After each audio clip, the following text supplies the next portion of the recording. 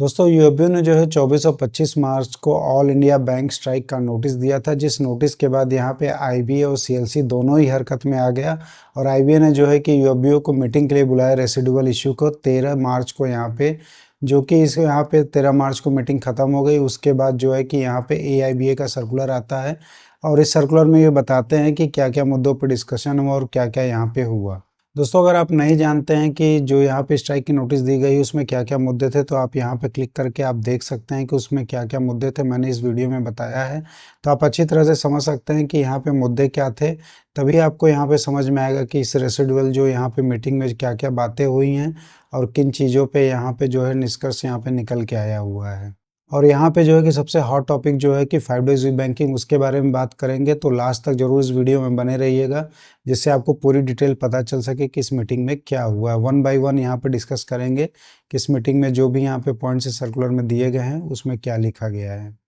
यहाँ पे इस मीटिंग में जो है कि आईबीए के जो है नए चीफ आ गए हैं, जो कि मिस्टर एके गोयल हैं, जो कि एमडी थे पहले पीएनबी के। यहाँ पे यूबीओ ने लिखा है कि जो नए एमडी यहाँ पे आए हैं आईबीए के चीफ बन के, उनका वेलकम किया और उन्होंने यहाँ पे एक आशा जताई है कि जो यहाँ पे जो इम्पोर्टेंट मुद्दे हैं 5 डेज़ वीक बैंकिंग और जो रिक्रूटमेंट इन द बैंक्स है, उसको होप किया है कि एक नया इनिशिएटिव लेंगे और इसको यहाँ पे जो है कि फाइनलाइज करेंगे। तो सबसे पहले यहाँ पे जो है कि यूनियन ने अपने सर्कुलर के स्टार्ट में ही 5 डेज़ वीक बैंकिंग लिख दिया। अब आगे आप देखिए कि यहाँ पे क्या क्या बातें डिस्कस हुई हैं। तो दोस्तों यहाँ जो सबसे पहला पॉइंट मीटिंग में डिस्कस हुआ वो रिक्रूटमेंट पे बात हुई, जहाँ पे कि यूनियन ने बोला कि यहाँ पे स्टाफ का बहुत शॉर्टेज है, स्पेशली क्लरिकल और जो सबॉर्डिनेट के स्टाफ है यहाँ पे बहुत ही कम है, जिसकी वजह से ऑफिसर्स को काउंटर पे बैठना पड़ता है, जो कि उनके यहाँ पे सर्विस रेगुलेशन में उनका काम भी नहीं है, फिर भी उनको करना पड़ रहा है। और दूसरी तरफ स्टाफ शॉर्टेज होने की वजह से यहाँ पे सर्विस देने में भी जो है बैंक एम्प्लॉयज़ को बहुत प्रॉब्लम हो रही है, जिससे कि उन्हें कस्टमर्स का गुस्सा झेलना पड़ता है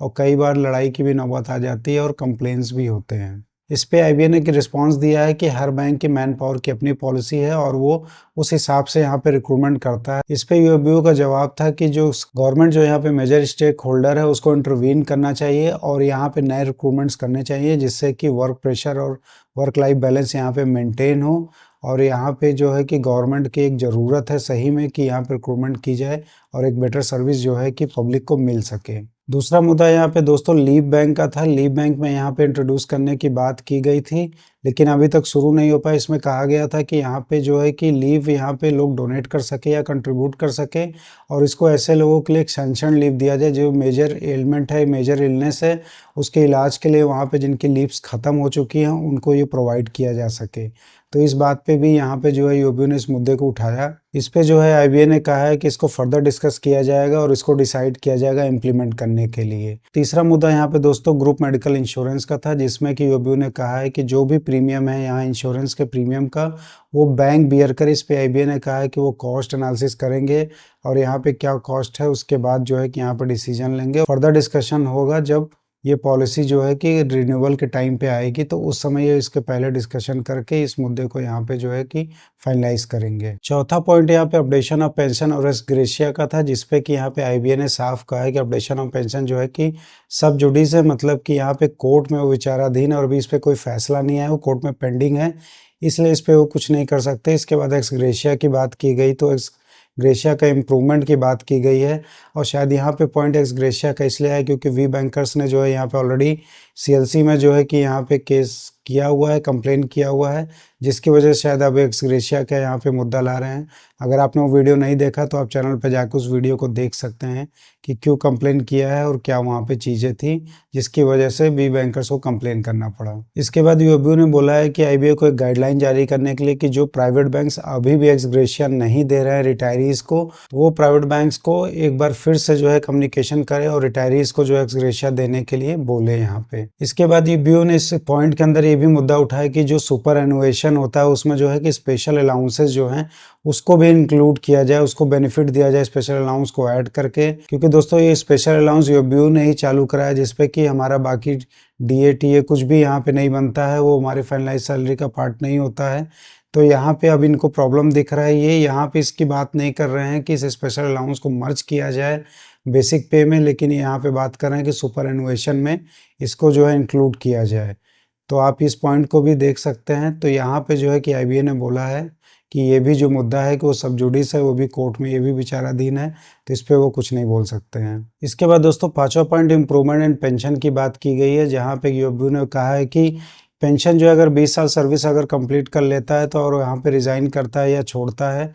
तो यहाँ पे जो है कि बैंक को जो है कि फुल पेंशन देना चाहिए, और जो बेसिक पेंशन कैलकुलेशन होना चाहिए वो लास्ट मंथ का जो बेसिक है या फिर 10 मंथ्स का जो एवरेज है उसके हिसाब से लेना चाहिए। उसमें से जो ज़्यादा हो वही यहाँ पे जो है कैलकुलेशन के लिए यूज़ करना चाहिए। इसके बाद जो है कि एडिशनल पेंशन भी मिलना चाहिए जो 70, 80 और 90 ईयर्स के एबव हो गए हैं, और मिनिमम पेंशन जो है वो 10,000 होना चाहिए। और इन सब मुद्दों पे बात हुई, इस पे आईबीए ने बोला है कि इसको नोट करते हैं और आगे जो है कि इसको एग्जामिन करके वो आगे बात करेंगे इस मुद्दे पे। इसके बाद 6ठे पॉइंट में change in disciplinary procedure action की बात की, जिसमें कि मॉडिफिकेशन की ज़रूरत बताई गई है। इस पे आईबीए ने कहा है कि एक स्मॉल कमेटी बना के इस पर डिस्कशन किया जाएगा। इसके बाद 7वें पॉइंट में uniform DA for all pensioner की बात की गई है, जिसमें यूएबीयू ने कहा है कि जो 12 बीपीएस और 9 ज्वाइंट नोट का जो भी यहाँ पे फैसिलिटी पेंशनर को दी गई है वो सभी इसके पहले एग्जिस्टिंग पेंशनर को दिया जाए।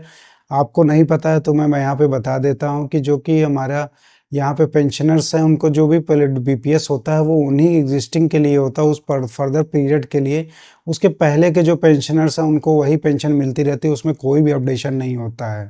तो यहाँ पे जो हमारे पुराने जीएम्स रिटायर हुए हैं 2000 में, शायद 10 या 15 हज़ार की सैलरी पा रहे होंगे, और वो इस समय अगर कहीं मेट्रो सिटी में रह रहे होंगे तो आप उनकी आंखों में जाके आंसू भी देख सकते हैं। तो ये पॉइंट जो है कि बहुत लाजमी है कि पेंशन अपडेशन होना चाहिए, और जो भी डबल पीपीएस या अगला बीपीएस जो भी हो तो वो भी जो फ़ायदा पेंशनर्स को है वो पुराने बीपीएस वाले पेंशनर्स को भी मिलता रहना चाहिए। इसके बाद दोस्तों 8वें पॉइंट पर जो है कंपैशनेट ग्राउंड पे अपॉइंटमेंट की बात की गई है, और यहाँ पे यूएबीयू ने ये भी बोला है कि एक lump sum amount of x gratia जो है एज एन ऑप्शन देना चाहिए, और मुझे नहीं लगता है कि ये ऑप्शन देना चाहिए, अपॉइंटमेंट देना चाहिए, ना कि एक्स ग्रेशिया का एक लमसम अमाउंट दे देना चाहिए, क्योंकि एक बहुत ही ह्यूज डिफरेंस यहाँ पे हो जाएगा। और इस तरह से जो है कि जो भी डिसीज्ड पर्सन या डिसीज जो हमारा ऑफिसर क्लरिकल मेंबर होगा उसके फैमिली को कोई भी यहाँ पे जॉब नहीं मिलेगी, और फर्दर जो है यहाँ पे उसकी फैमिली जो है कि ख़राब हो जाएगी। इसलिए यहाँ पे अपॉइंटमेंट ही होना चाहिए, लमसम यहाँ पे जो है पेमेंट एक्स ग्रेशिया का बिल्कुल भी नहीं होना चाहिए। इसके बाद जो है कि 9वें पॉइंट पे monetization of LFC for officers है, इस पे आईबीए ने कहा है कि वो ऑफिसर एसोसिएशन से बात करेगा। तो दोस्तों आपने यहाँ पे देखा कि कैसे जो है कि सर्कुलर के स्टार्ट में जो है कि वेलकम किया जाता है नए चीफ जो है कि आईबीए के, और वहाँ पे बोला जाता है कि 5 डेज वीक बैंकिंग, और जो है यहाँ पे रिक्रूटमेंट इन द बैंक जो है इंपॉर्टेंट मुद्दा और उस पर बात करने के लिए यहाँ पे सर्कुलर में लिखा हुआ है। लेकिन फर्दर आप जब पूरा सर्कुलर वहाँ पे मीटिंग में क्या बातें हुई हैं तो वहाँ पे जो है 5 डेज वीक बैंकिंग जो है पूरी तरह से यहाँ पे गायब मिला आपको। एक भी पॉइंट पे यहाँ पे 5 डेज बैंकिंग की डिस्कशन नहीं किया गया है, और यहाँ पे शायद डिस्कशन न करने का कारण ये भी हो सकता है क्योंकि आईबीए को पावर ही नहीं है कि यहाँ पे 5 डेज के वो डिस्कशन कर सके। एक ये संवैधानिक संस्था ही नहीं है आईबीए जो है यहाँ पे नेगोशिएशन करे, लेकिन दुर्भाग्य ये है कि आईबीए और जो हमारी यूबीओ जो बैठ के यहाँ पे नेगोशिएशन एक दूसरे से करती हैं और हमारे सैलरी ऑफ फेट का यहाँ पे डिसाइड करती हैं। इसके बाद दोस्तों यहाँ पे ये भी यूबीओ ने लिखा हुआ है कि कंसलेशन मीटिंग जो है कि 18 मार्च को होने वाला है, उसके बारे में भी यहाँ पे लिखा गया है। शायद उनको पता था कि ऊपर कुछ लाइन पढ़ के यहाँ पे जो है कि यंग बैंकर्स जो है बस 5 डेज बैंकिंग और रिक्रूटमेंट ऑफ बैंक पढ़ के खुश हो जाएंगे कि शायद मीटिंग में इसकी बात हुई है, क्योंकि हम जो है कि यंग बैंकर्स जो है कि पूरा सर्कुलर कभी पढ़ते ही नहीं, रीड ही नहीं करते हैं, और लास्ट में थोड़ा पढ़ते हैं। तो लास्ट में भी इन्होंने 5 डेज बैंकिंग की बात की है। मैं बताता हूँ क्या लिखा है इस पॉइंट में। यहाँ पे दोस्तों ये लिखा हुआ है कि आईबीए ने जो है कि केवल रेसिडुअल मुद्दे पे बात करने के लिए यहाँ पे बुलाया था, इसलिए यहाँ पे 5 डेज बैंकिंग और एनपीएस से ओपीएस पे स्विच करने पे कोई भी बात नहीं हुई। यहाँ पे एक चीज़ और अच्छा लग रहा है सुन के कि कम से कम